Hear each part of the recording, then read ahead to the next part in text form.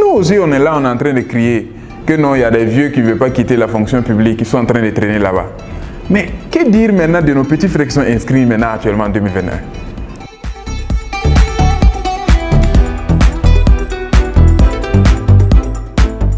Moi, c'est Lenné Loukman.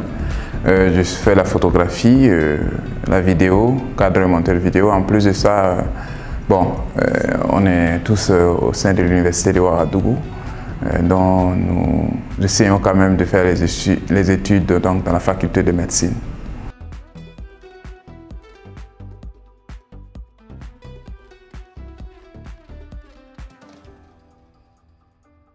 Ben, il faut dire qu'en premier lieu, la photographie, j'appréciais comme ça, de prime abord. Donc, c'était un métier dont je me disais, bon, je n'allais pas quand même faire carré. Parce que ce qu'on a l'habitude de voir, ce sont les photographes traditionnels dont on a l'habitude de voir. Donc, bon, la population quand même n'accorde pas de valeur à un photographe dont on a l'habitude de voir les photographes qui courent quand même, les paparazzites, qui prennent les photos, ils partent. Donc, ils n'ont pas quand même une certaine considération à ce genre de personnes. Bon, de prime abord, c'était la vidéo que j'ai commencé. Voilà, la vidéo que j'ai commencé. Et après cela, après donc mon stage au niveau donc de Kobe Production, où on m'a exigé quand même que je fasse la photo parce que celui qui cadrait aussi devrait quand même se déplacer. Donc du coup, ça m'a amené forcément à y rentrer dans la photo. C'est ce qui m'a amené à découvrir le monde de la photographie. Voilà. Et après, j'ai trouvé que c'est un monde très passionnant. C'est très intéressant avec, je peux dire à mes débuts avec les Rodrigue qui venaient au niveau des Canaries. Il y avait aussi,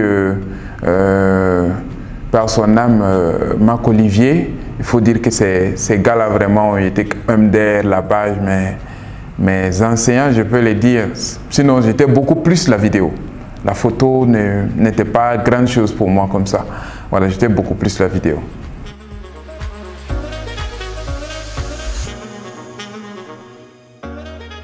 Bon, les difficultés, ça ne manque pas, hein? C'est comme dans n'importe quelle entreprise.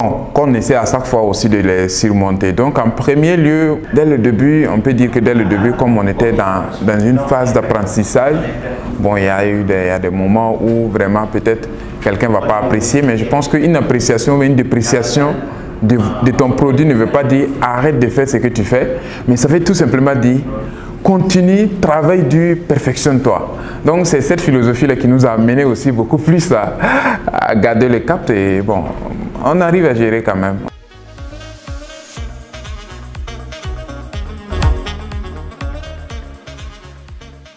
Bon, de prime abord, les parents me voient en tant qu'étudiant en médecine beaucoup plus. Voilà, c'est le père seulement qui sait que je fais aussi le côté audiovisuel que j'associe. Voilà, sinon la maman, bon, elle-même, elle ne sait pas. Parce que le père aussi m'a encouragé depuis longtemps. Il me dit, même si tu deviens fonctionnaire de l'État, on te paye à 400 000 francs le mois pour savoir que tu ne pourras jamais y arriver à gérer. Parce que mon père est fonctionnaire. Il sait ce qu'il y a dedans. À la fin du mois, même, souvent, c'est un peu difficile, quoi. Voilà, arriver à épargner, construire certains projets, c'est un peu vraiment difficile parce qu'il y a quand même toute une famille, parce qu'on est en Afrique, un contexte africain, où à chaque fois aussi, quand tu gagnes un peu, c'est pour tout le monde. Voilà. Donc sinon le père, c'est le père qui sait, mais la maman n'a pas. Donc le père encourage très bien.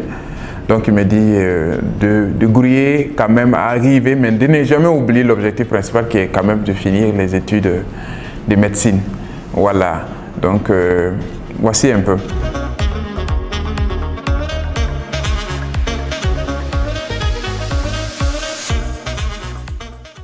Avant que je ne m'adresse par rapport aux jeunes, j'aimerais parler d'abord aux parents.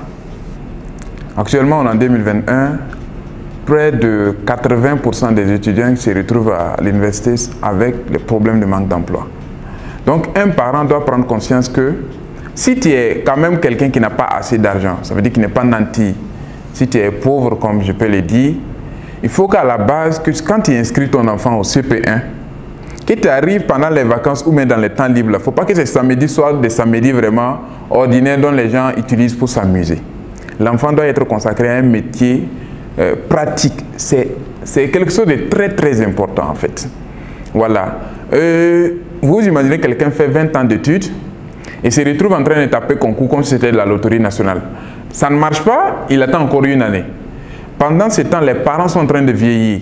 Les parents même, bon, normalement, je pense qu'on ne dit qu'on met nos enfants à l'école pour que quand même si on arrive à un temps de retraite, mais de la vieillesse nous arrive, qu'on arrive quand même à les supporter.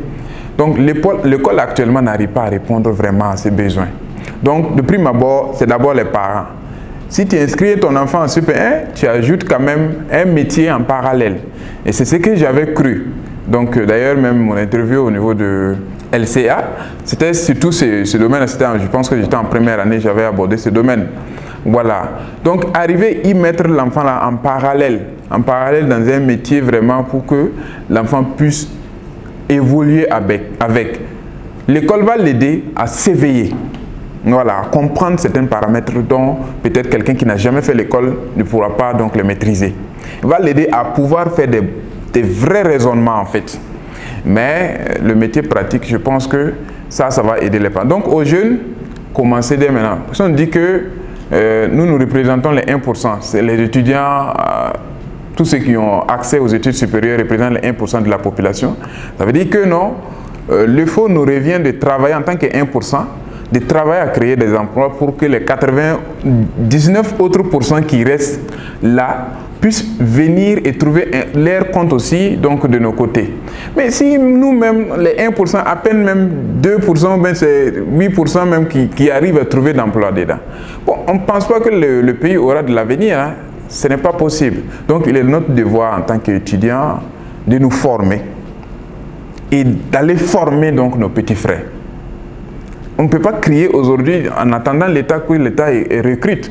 Si nous aussi on est là, on est en train de crier que non, il y a des vieux qui ne veulent pas quitter la fonction publique, qui sont en train de traîner là-bas. Mais que dire maintenant de nos petits frères qui sont inscrits maintenant actuellement en 2021? La question est claire. Ça veut dire que ça serait un peu difficile. Il faut que peut-être la mentalité s'oriente clairement. On arrive à avoir l'audace, le courage de s'initier, de commencer ce qu'on a vraiment envie de faire. Et je pense qu'avec ça, nous-mêmes, nous allons nous en sortir. Ça, c'est un. De deux encore, le gouvernement aussi aura son intérêt à trouver là-bas parce que aucun gouvernement n'a intérêt que sa jeunesse soit pauvre. Si on est riche, le gouvernement s'enrichit. Si on est pauvre aussi, il va continuer de s'enrichir. C'est toujours comme ça. Il ne va jamais perdre dans n'importe quelle situation. Mais je pense que si on devient quand même prospère, il y aura donc des moyens aussi de prélèvement des taxes qui vont aider vraiment à construire certaines infrastructures sociaux qui vont aider vraiment la population, je pense.